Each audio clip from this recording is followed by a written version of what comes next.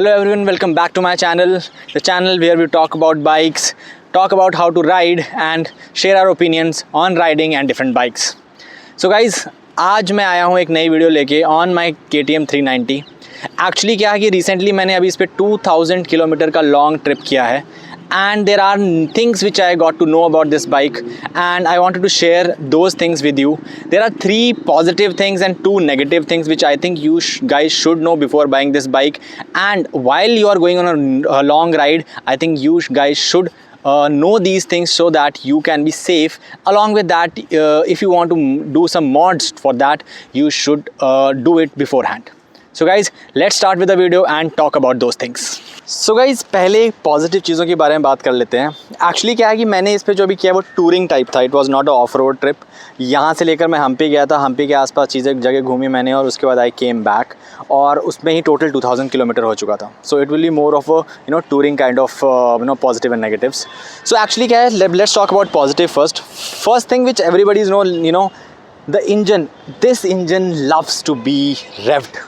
इतना मज़ा आता है ना इसको अगर आप हाईवे में चलाते हो. मैंने इस पर मेरे साथ पिलियन था और पिलियन कम्फर्ट भी काफ़ी अच्छा है. मेरी वाइफ को कुछ प्रॉब्लम नहीं हुई और जो मैंने इसमें बैकरेस्ट लगाया है वो बहुत ही फ़ायदा रहता है पिलियन के लिए और काफ़ी अच्छा कम्फर्ट देता है दोनों को. तो इस बाइक को मैंने 160 kmph पे लेके गया था मैं with pillion at 9000 RPM and 6th gear. तो इट इज़ उससे ज़्यादा भी जा सकती थी ये, बट मैं that is the limit I went because उससे ज़्यादा मुझे लगा कि मेरे को थोड़ा अनसेफ फील हो रहा तो मैंने उससे ज़्यादा नहीं किया. तो 160 with pillion I think that's brilliant. So guys, जो मेरा वेट है वो है 70 kgs और मेरी पिलियन का वेट दैट्स अराउंड 50 kg. तो अराउंड 120 kg हमारा वेट हो गया है टोटल बाइक के ऊपर. अलॉन्ग विद दैट मेरे पास लगेज था अराउंड 7 to 10 kgs का, आप समझ लो. तो अराउंड 130 kgs के साथ मैंने वो स्पीड अटेन की है. So I think this bike is really good on highway.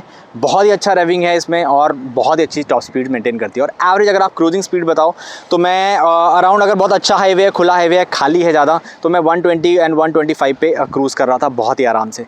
और अगर अब थोड़ा बिजी हाईवे है तो अराउंड मैं 105 पे क्रूज़ कर रहा था और इट वॉज़ वेरी ईजी, कोई प्रॉब्लम थी ही नहीं. And guys the second thing जो सीट कंफर्ट है. लोग कहते हैं ना सीट हार्ड है, बट हार्ड नहीं है वो सीट. एक्चुअली होता क्या है ना, जब आपकी सीट्स काफ़ी सॉफ्ट होती है ना, जब आप उससे बैठते हो तो it will sink down. And जब अगर उसका जैसे कहते हैं ना काफ़ी ज़्यादा सॉफ्ट हुई तो वो आपका नीचे बॉटम को टच करता है, जो सीट का होता है उसमें आपको प्रॉब्लम हो सकती है लॉन्ग राइड्स पे. इसका सीट जो है वो फर्म है थोड़ा, मतलब आपको देखोगे तो अगर आप खड़ी बाइक देखोगे तो यू पुश इट तो ये काफ़ी टाइट दिखता है, but that's a good thing. आप लॉन्ग राइड्स पे जब इस पे जाओगे तो वो पूरा दबता नहीं है. वो जैसा आप स्टार्टिंग में बैठे थे और एंड तक वो वैसा ही रहता है and it gives you a constant comfort through out the ride.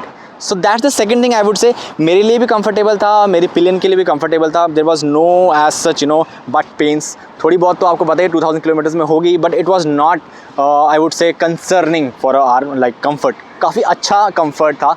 And guys the third thing is the mileage. मेरे को इस गाड़ी पे अराउंड 30+ माइलेज मिली है through out this 2000 kilometre ride. बहुत ही अच्छी माइलेज है, 30+ मिलती है. 30 जो इस पर डैशबोर्ड पे दिखा रहा है दैट्स अराउंड 33, बट मैं कह रहा हूँ इट विल बी अराउंड 31, 32 और 30 ये इस रेंज पे मिला है और अकॉर्डिंग टू द ट्रैफिक जिसके बीच में मैं चला रहा हूँ.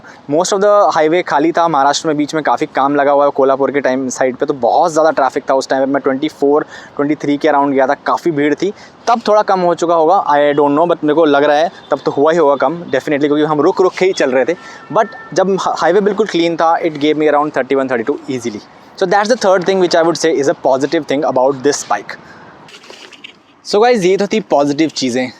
अब 2 मेजर चीज़ों के बारे में बात करूँगा जो मुझे लगी थी दैट मेरे को थोड़ा कंसर्निंग लगी थी. अगर आप इसका फ्रंट ब्रेक का बाइट देखोगे that's not that great. ABS बहुत ज़्यादा किक इन करता है बीच में और आपकी फ्रंट ब्रेकिंग को ना काफ़ी ज़्यादा मुझे लगा था कई बार. अब मैं आपको दिखाऊं तो मेरे इसमें एक डेंट भी आ गया है आगे. जो मेरी हेडलाइट है वो यहाँ से थोड़ा सा ब्रेकिंग हो गया. मेरे आगे टेम्पो था और वो ब्रेकिंग जिस हिसाब से मैं थोड़ा जल्दी में हो गया था उस टाइम. मेरा पेट्रोल खत्म होने वाला था बीच में. बीच में रास्ते से जा रहे थे जहाँ पे काफ़ी सुनसान था और आई वॉज लिटिल बिट इन हरी.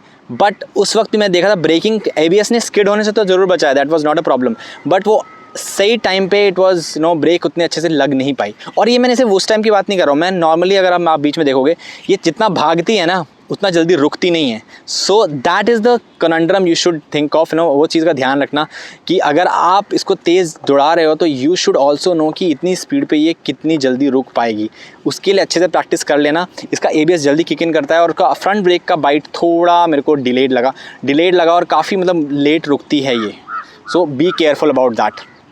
और ABS ऑफ भी नहीं कर सकते बिकॉज आप रोड पे चल रहे हो तो ABS आपको चाहिए भी. ऑफ रोडिंग कर रहे हो तो आप ABS ऑफ भी कर सकते हो. बट दैट्स द थिंग, जो फ्रंट बाइट है, फ्रंट ब्रेक की जो बाइट है, that was concerning for me. And guys the second thing which was little bit concerning, not the concerning, I would से थोड़ा राइड क्वालिटी को थोड़ा सा, जो लॉन्ग राइड होती है तो आपको थोड़ा प्रॉब्लम देता है. जो उसका बैक सस्पेंशन है, रेयर सस्पेंशन है एक्चुअली, वो थोड़ा स्टिफ है और वो आपको छोटे छोटे पॉट होल्स भी होंगे ना तो वो आपको फील होंगे. बैक सस्पेंशन काफ़ी हार्ड लगा, मुझे तो हार्ड लगा काफ़ी. और बैक सस्पेंशन, अब प्रॉब्लम क्या है ना, ये है V वर्जन, स्टैंडर्ड वेरिएंट का V वर्जन. अब SW जो वर्जन है इसका, उसके अंदर आता है आपके पास एडजस्टेबल सस्पेंशन रेयर. अभी मैं KTM शोरूम के पास गया था, उनको मैंने बोला कि इसका अगर मेरे को एडजस्टेबल सस्पेंशन मिलेगा V वर्जन का, तो उन्होंने कहा नहीं, इसका V वर्जन का एडजस्टेबल सस्पेंशन नहीं मिलता है KTM 390 का. तो ये मुझे प्रॉब्लम लगी. अब मैं इसको रिप्लेस भी नहीं करवा सकता एडजस्टेबल सस्पेंशन से.